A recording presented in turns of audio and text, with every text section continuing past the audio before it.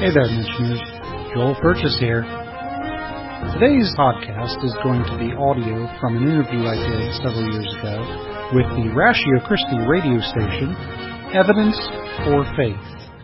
Here we're going to talk about one of the favorite topics of apologists and atheists everywhere. Join me for this recording of my interview with Evidence for Faith from Ratio Christi. All right. Let's do our quote of the week before we bring our guest on, and I guess we'll tell people that we're going to be talking about the problem of suffering and why should we care about it. Why is there evil and why do we care about it? With guest Joel Furches coming up in just a minute, but let's do our quote of the week.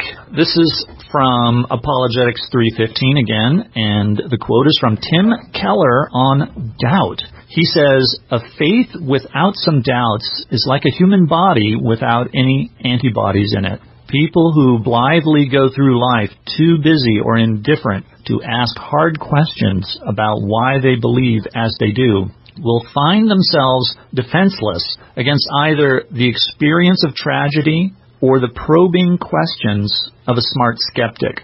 A person's faith can collapse almost overnight if she has failed over the years to listen patiently to her own doubts, which should only be discarded after long reflection." And that is from Tim Keller, author of The Reason for God, highly recommended book.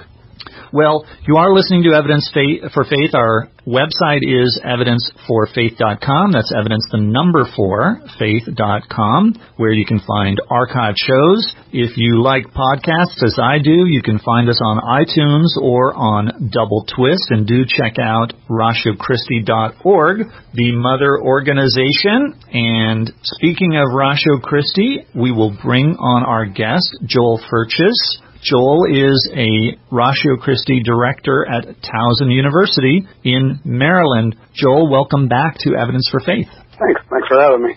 Joel, you were on maybe 6 months ago, is that right?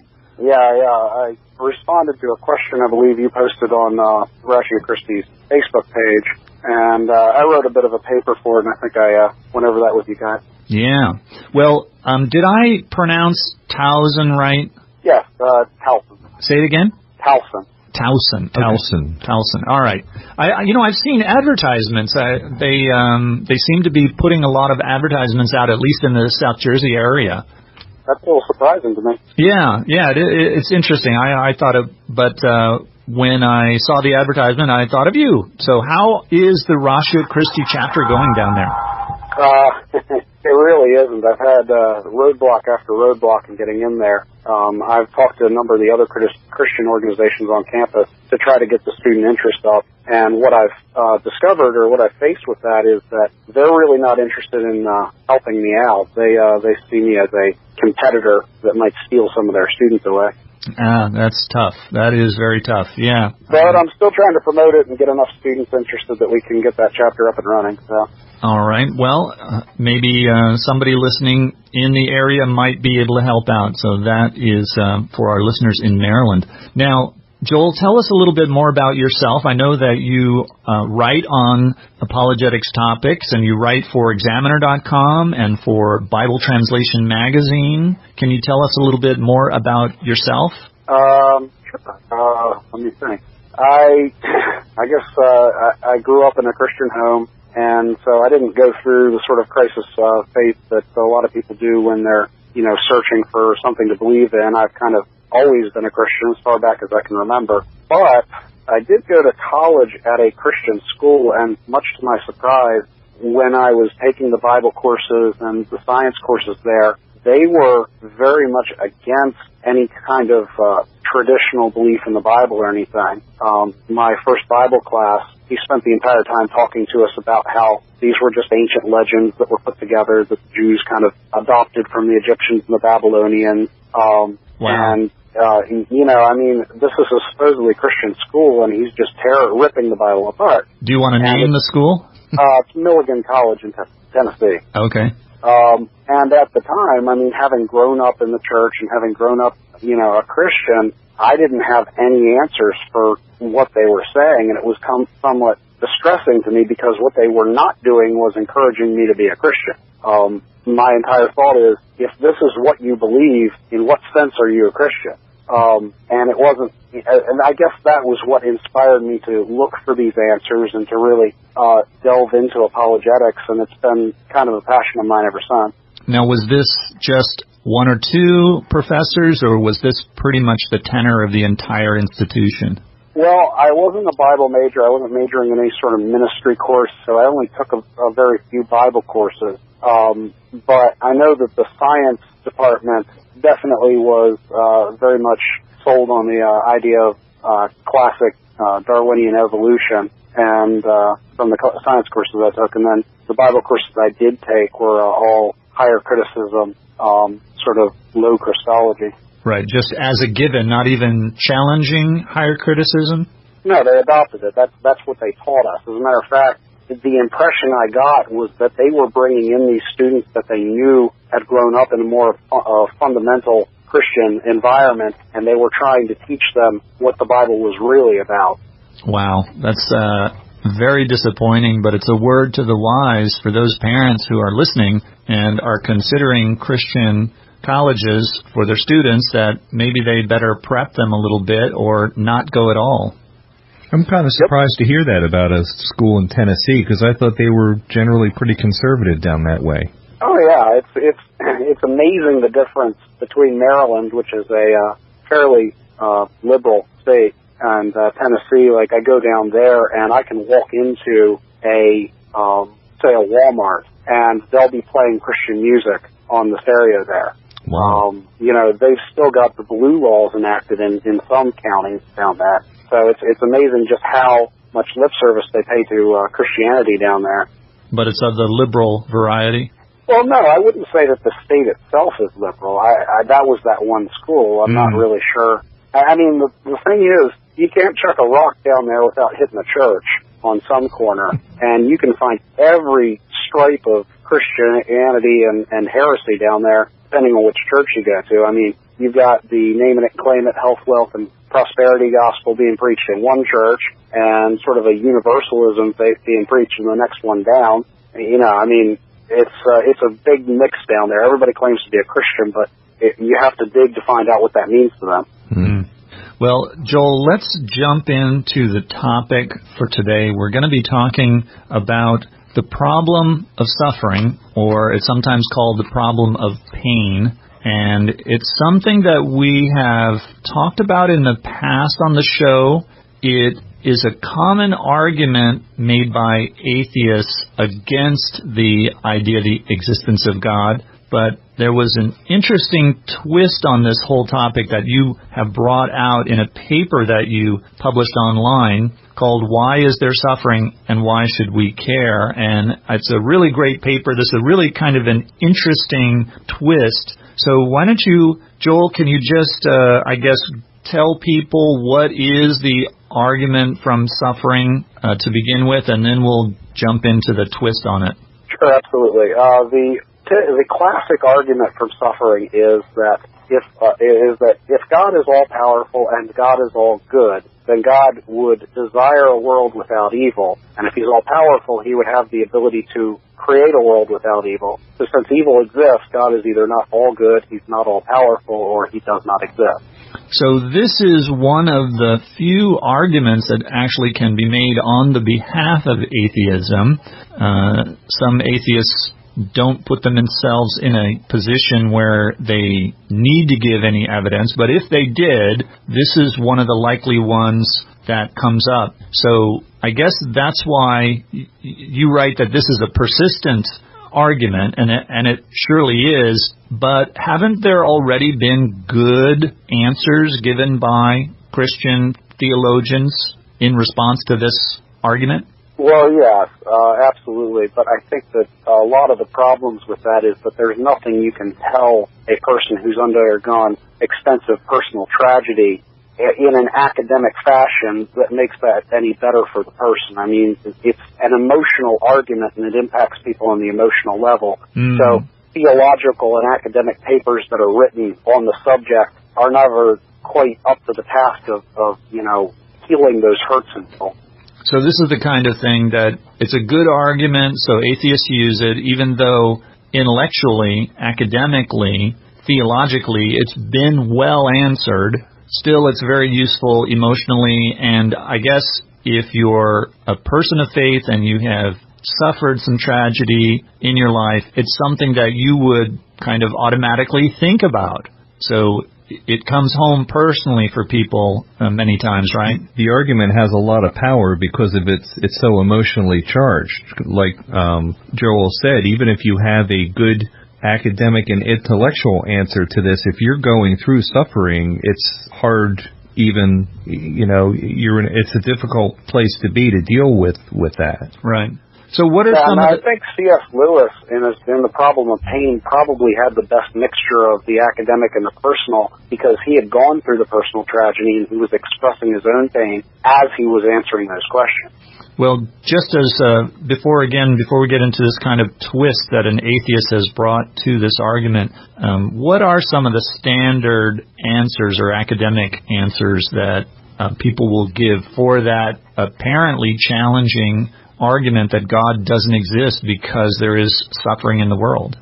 Oh, I mean, free will is always the one that's brought up first. That in order for human beings to if God is a loving God, then the creatures that he creates will have the ability to freely choose for or against him. And, of course, choices have consequences. So the suffering is a consequence of free choices that are made by God's creatures. Now, that doesn't in any way encompass all of the problems of suffering, but that's usually the very first argument that people will jump to when addressing that question. It's a good place to start, isn't it?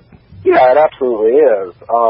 But I interact with atheist material quite a bit, and it's always uncomfortable to do. But at the same time, I don't think I've ever had more crystallization of my own thoughts on theology and more profound thoughts about my beliefs than when I've had to answer atheistic challenges to it. And I think that's necessary if you're going to grow in your beliefs to face up to the challenges they have. At any rate, the problem of suffering is always the one that they're going to jump to, and no matter what answer you give, they'll always bring up another challenge to it.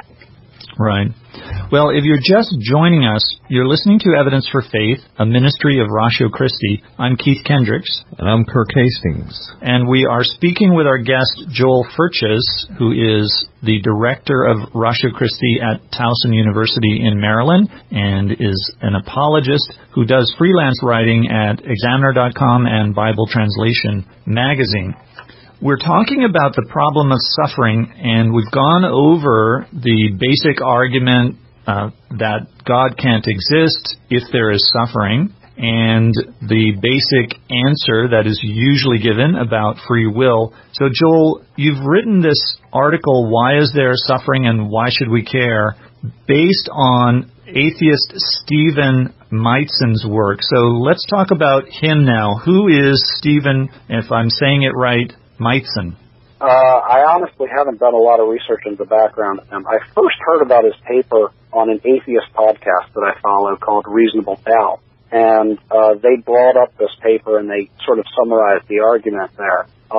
I thought it was interesting, so I looked up the paper online, and then I proceeded to read it and write my response to it. So I'm not really sure, other than the fact that he is an atheist, and the paper was written in a semi-academic fashion where it had, like, the little summary that shows what the paper's going to be about, and it had footnotes, and it made academic references. So I'm assuming he published it for a journal of some sort.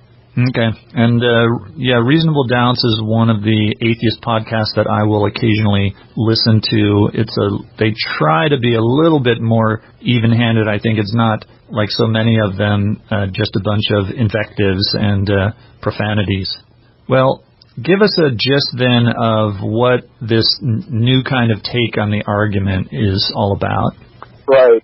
Meitzon wrote a paper called Atheism and the Basis of Morality, and in that paper he stated that on theism, I guess he was talking about classical Christianity specifically, it is immoral to help people who are suffering. Now, in the paper, he only ever referenced a child suffering, so I'm going to have to restrict my comments to that. He said that if a child is suffering and God is good, that suffering will ultimately be for the net benefit of that child. And he used the example of somebody getting a vaccine shot in the arm. There's pain to begin with, but it has a benefit for them later down the road. He said that any alternative, if the child's suffering for somebody else's benefit, then that is unjust and unfair to the child.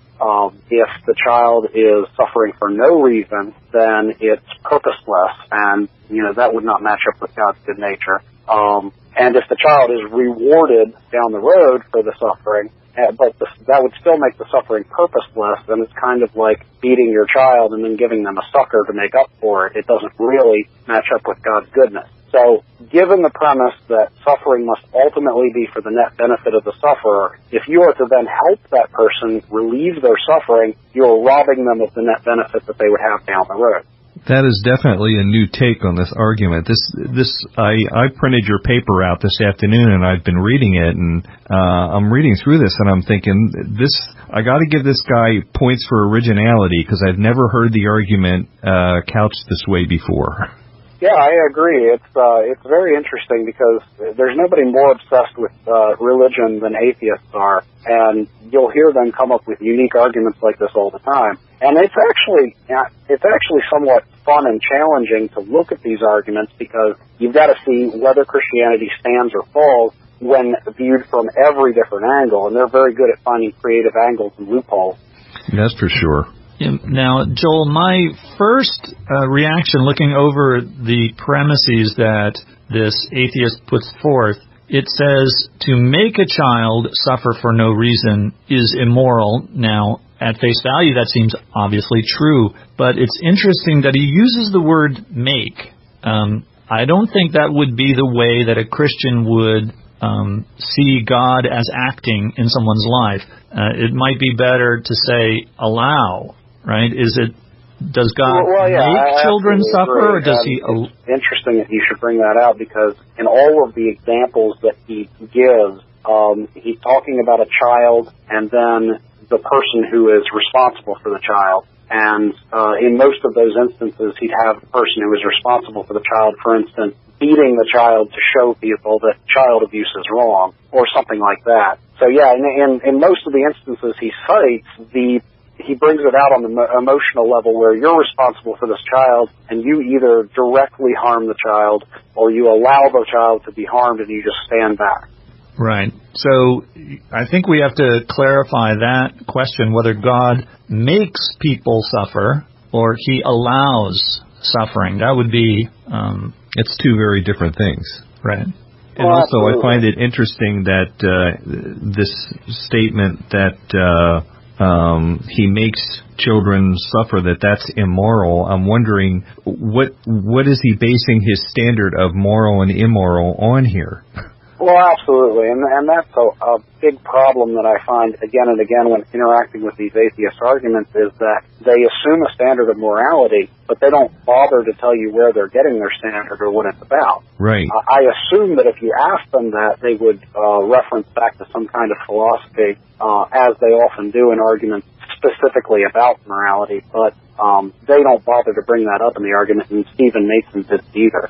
Right. Especially it's interesting, in a paper titled Atheism and the Basis for Morality, he never gives an atheist basis for morality. Oh, there you go. Yeah, and the thing that always gets me is if you really pursue this line of thought, and we're assuming that this Stephen Meitzen, that he probably believes in Darwinian evolution, that if that's true and there is no God, then where is he getting this standard of something being immoral from? It seems to me like if he believes that, then there really is no moral or immoral. There's just what is and what isn't. Yeah, and that's typically what's given them. Now, in the instances that I've seen atheists try to justify morality, it's typically something along the lines of it is to everyone's benefit to extend and to advance the human race. Therefore, if you do something to someone that is neither to their benefit or the benefit of the human race, then that's immoral. And again, if you allow something to happen to a person when you have the option of stopping it, then that would be immoral. But that's a very short-sighted idea of morality because, as I pointed out in my response, at some point that person's going to die. So anything that you've done for them has at most made their what life they had more comfortable. But then they die and they cease to be. So, and at some point the human race is going to die out. And at some point the universe is going to die out. So, I mean, at some point down the road, nothing you do, good or bad, really matters. Yeah, couldn't you, if you pursue that line of argument, couldn't you argue that, well, you know, wouldn't we be doing people a favor by killing them earlier so that their suffering is over earlier? Absolutely, and I guess their response would be, it depends on their preference. Do they prefer non-existence or existence? If they prefer non-existence, then it would absolutely be moral to end their existence, which is probably why most of these people might be in favor of things like euthanasia. Right. Yeah, one of the major forms of ethical thinking is utilitarianism. When you don't have a biblical worldview to choose from, this is one of the common philosophies that's used to determine right and wrong. And in some forms of utilitarianism, they wouldn't even agree with this second premise. To make a child suffer for the benefit of others is unfair. In utilitarianism, if the suffering of a single child would benefit millions of other children to enough of a degree, it actually would be the moral thing to do, according to some views in utilitarianism. Well, I think that at this point, you can assume that Nathan is trying to adopt a Christian standard of morality to make this argument. I think what he's trying to do is use Christian morality to argue against Christianity. Where that falls down is that he goes ahead and he makes the assumption that God exists for the benefit of people. So the argument would go something like this. People created God for their own benefit. God does not benefit people, therefore God does not exist. But it kind of assumes God's non-existence and to prove it. And the other way of looking at it is, if God does exist and he created people, then people exist sort of as God's pets. Well, people exist for some purpose that ultimately leads back to God and his character. And that's where I would approach it from, because God is superior to people. Even if people of their own free will were to do everything that God wanted them to do, God would still be superior to people. And God is not beholden to that which he creates. It's not his responsibility to meet our needs and things. It's our responsibility to live up to the purpose for which he created. Very good. Now, this third premise that he has, to compensate a child for suffering, still makes the suffering itself purposeless and therefore immoral. That, to me, was the most problematic of the three statements that he made. It doesn't seem to me why that, based on what one might mean by the word compensate, it doesn't seem to me that actually that would necessarily imply purposelessness and therefore be immoral. You'll see this happen a lot with atheist arguments because, they take a look at Christianity, and from their perspective, Christianity states that, well, God can do whatever he wants to us here on earth because when we get to heaven, it'll all be better. And they take that as God can abuse us and then hand us a sucker, and that makes it okay. I think that, again, this is looking at getting the cart before the horse. It's looking at what can God do for us as opposed to what can God do to us. And that's not the purpose for which we exist. Doesn't that argument kind of assume that God is somehow responsible to us rather than the other way around? Absolutely. God is beholden to us, and what happens to us is directly on his shoulders because he exists to take care of us. Right. So you, in your paper, you go through a pretty systematic way of dealing with this issue. So let me give you free rein and just jump in and tell us how we ought to approach this kind of reasoning.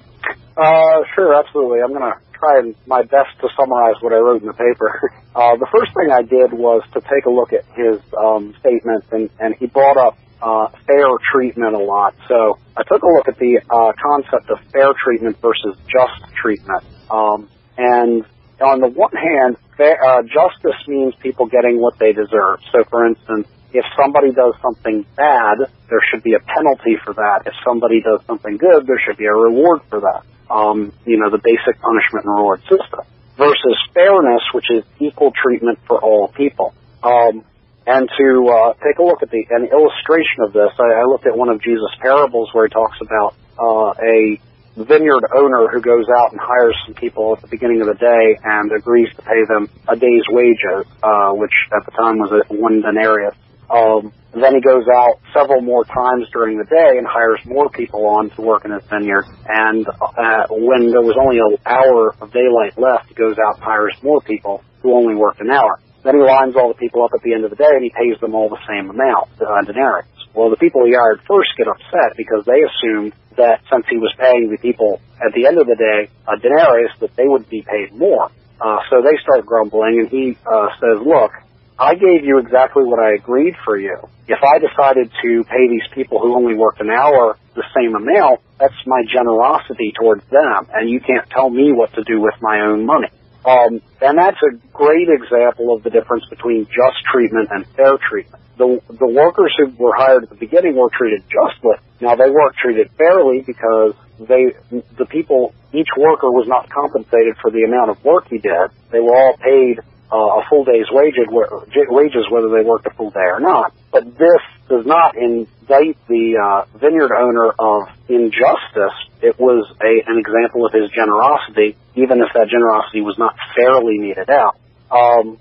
So it's really not a matter of him cheating the people that started at the beginning of the day. The point is him being generous to the people that started later in the day. Absolutely, yeah. And what I said was that God can still be a good God and be generous to some people and not generous to others, as long as everyone gets just treatment. Right. Mm-hmm. So then I went down and I looked at the example of why he always referenced the suffering child. Stephen Mason, at no point does he talk about a suffering adult. It's always a suffering child in there. And I assumed that he was doing that for one of two reasons, or maybe both reasons. The first was an emotional appeal. A suffering child is always going to bring more of an emotional effect than a suffering adult. And the other was kind of to avoid the discussion of what you might call karmic retribution. An adult might be suffering for something that they've done that was bad, but a child, I'm guessing Mason would assume a child wouldn't be responsible for their choices because of immaturity and because they're reliant on adults for most of their decisions. So I had to look at the biblical text about children, and it's interesting that throughout the scriptures, Old Testament and New Testament, children are held accountable for the decisions that they make. There's direct commands to children to respect and obey their parents. There are laws in the Mosaic Law that would prescribe up to the death penalty for children who were disobedient.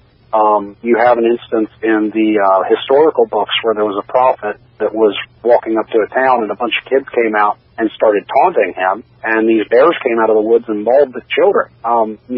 It seems like God does hold children accountable for the decisions they make. So you can't say that just because the person is a child, that therefore they should not be punished for wrongdoing.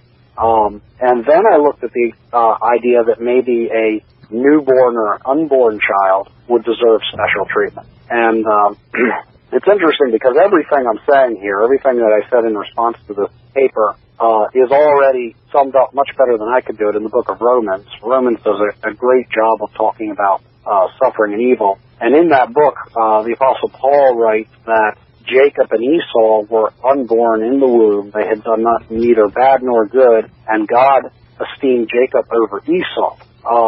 And I argued that this was an example of God's generosity, not of injustice, because neither Jacob nor Esau deserved any special treatment from God. But God chose Jacob over Esau at that point, and it was his prerogative to do so.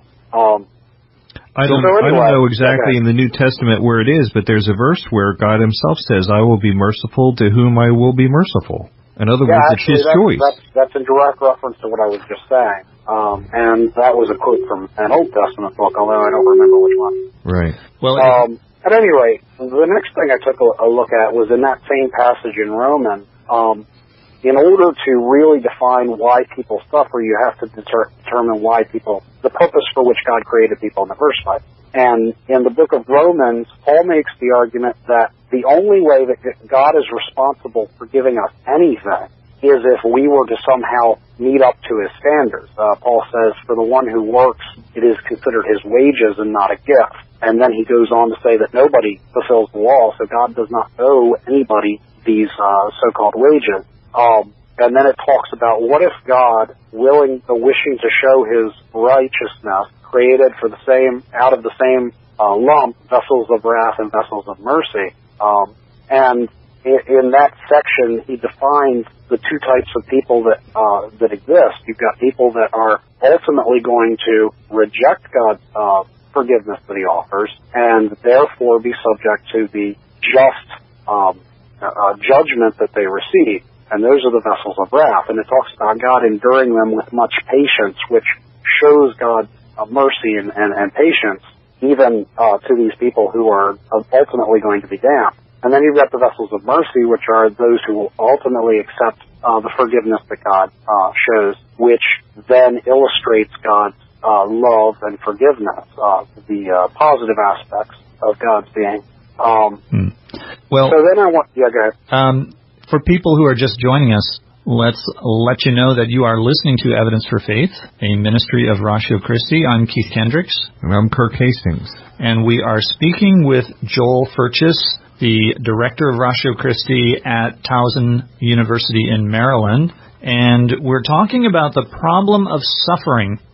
So, Joel, you've been talking about several verses from the Bible to give us an idea of the Christian view of this issue of suffering, and are people really going to suffer justly, or is it unjust that they suffer? So keep going with your thought there. Sure. The next point I made in the paper is that you have to look at the fact that everyone died. I think this is probably the most ignored point when dealing with atheism's attacks on Christianity for evil that occurs in the world. So you'll have some kind of tragedy that occurs in the world, and they'll ask, well, why would God allow that to happen? Ultimately, everyone died, so they're not attacking the fact of death. They're attacking the timing and nature of the particular death. Right. And ignoring the fact that everyone's going to die anyway. So if everyone's going to die, I already made this point earlier in our discussion, but atheism doesn't have a good claim to morality, because anything an atheist does for somebody, assuming that atheism is true, doesn't ultimately benefit them, or anyone really, because that person will eventually die whether or not you help them and assist and relieve their suffering. And when they die, they cease to exist. So it's not like they're going to be grateful for the good that they received in life after they die. Eventually, that's where we're all going anyway. And eventually the human race will cease to exist, and then the universe will cease to exist, and then nothing anyone's ever done really matters. Right. So in other words, according to atheism, there's no point to any of it. Well, and that's classic atheism for you. I mean, if you look at the writing of the classic atheists, they will as much as admit that nihilism is the ultimate philosophy that you end up if you take God away. Right. And any sort of spiritual plane, because if we are all eternal beings, then there might be a purpose or benefit for anything that happens to us. But if we're temporal beings, if we exist for a period of time and then we cease to exist, then nothing that really happens to us has any impact on anything, really.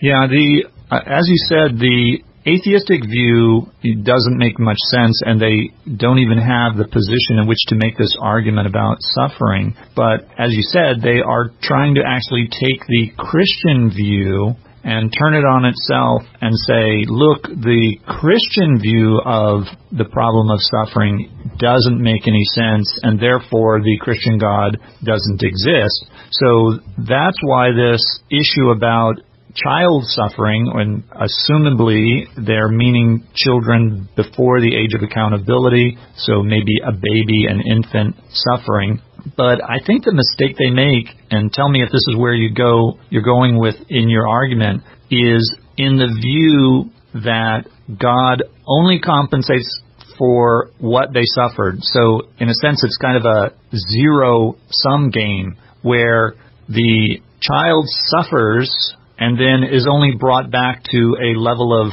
zero again. And so therefore, that's not fair. But let's say a 1-year-old child dies of cancer. Is that really what happens?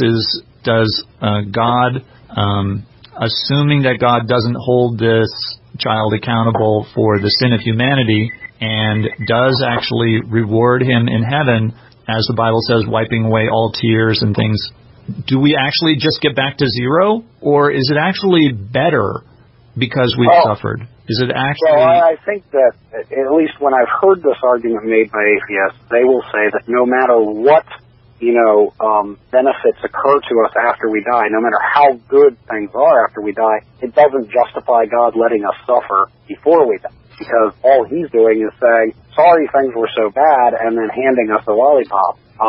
And hopefully this makes up for it. The suffering would have to serve the benefit of the sufferer from their view. But again, their view is that God is beholden to us, that we deserve a good life, and that when we don't receive it, when we're uncomfortable at all, then that discomfort impugns God's goodness. And it also assumes that we never deserve any suffering at all, doesn't it? Well, yeah. I mean, if you were to then make a case for the sinfulness or the imperfection of humanity, they would most likely jump to an argument that says, well, we're only imperfect because that's how we were made by God. So again, it's back on God's shoulders. God makes us imperfect, unable to live up to his standards, and punishes us for doing. Let's talk about Maltzon's example, the illustration that he gives of a human creating another human. Yeah, Maltzon is basically at this point addressing an argument that I forget the name of the gentleman that he was getting that argument from, but a Christian made the argument that God has the right to do with us as he pleases because he is our benefactor and he ultimately made us. And then he says that to address that argument, he will provide an example of himself creating a clone from one of his own skin cells. And then he takes the clone and he raises the clone and he cares for it and he gives it a comfortable life. And then at some point, say age 10, he takes the clone out and beats him mercilessly till he dies in front of spectators. And he does so to illustrate to the spectators the evils of child. He says, in this instance, I've created the clone, I am its benefactor, and I've treated it well, and then its death serves the purpose of serving as an illustration to those around to try to prevent evil by preventing them from doing child abuse. He says, even in this instance, I've acted evilly because there's that clone was made to suffer unnecessarily or in a way that did not ultimately benefit the clone itself, and he concludes that this is evil. Now, again, I mean, he does so on an emotional basis. He doesn't give any reason for why it would be evil to do so, but he essentially says, it's apparent that what I've done is evil, and leaves it at that. Right, and I guess I would tend to agree with him that does appear to be evil. However, it doesn't at all appear to be the situation that we are in vis-a-vis God. I don't think... Now, if you're going to change that scenario so that I create this individual, I raise them to, say, 9 or 10 years old, and then I use them as an example of the evil of child abuse by beating this child to death, and then I raise that child back to life and give them $1 billion and make them forget about their pain, and then that might be a little bit more like what the judgment day would be for those who have suffered. But even that's not quite an accurate example because God doesn't beat people to death. Yeah, and I agree. He doesn't deliberately inflict suffering on people just because he wants to. And that's that issue of allow and make. So, right.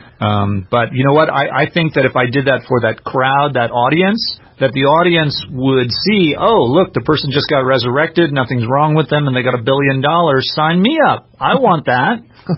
I think the kind of justice that God hands out is the kind of justice where all of us, whether guilty, well, all of us are guilty, but whether judged as guilty or judged as righteous under the covering of Jesus Christ, all of us will look back at the suffering that we have had on earth and say to God, let's do that again.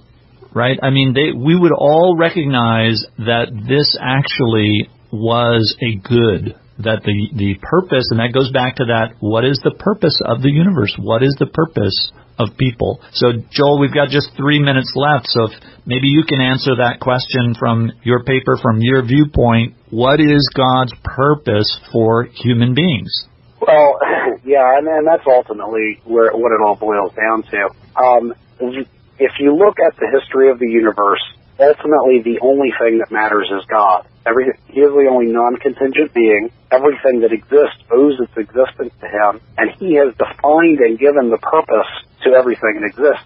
More than that, though, he is the definition, his very nature is the definition of good or evil. So whatever God does, by definition, must be good. So why is it all there? Why did God create it in the first place? I would argue that God, in order to exist, God must act. If God sits in a static state and does nothing, it's the same as not existent. So I believe that creation was probably necessary simply to God. And what is the point of creation? It's to express and explore his own nature. There are two sides to God's nature that are manifest in creation. The one is his justice and his holiness. And the other is his love, forgiveness, and mercy. Now, if there's nothing outside of his will, if nobody acts in any way that's different than what his will is, then he can't display his justice. He can't display his mercy. Those things don't exist, or at least they're not manifest, unless there's something to judge and there's something to be merciful to.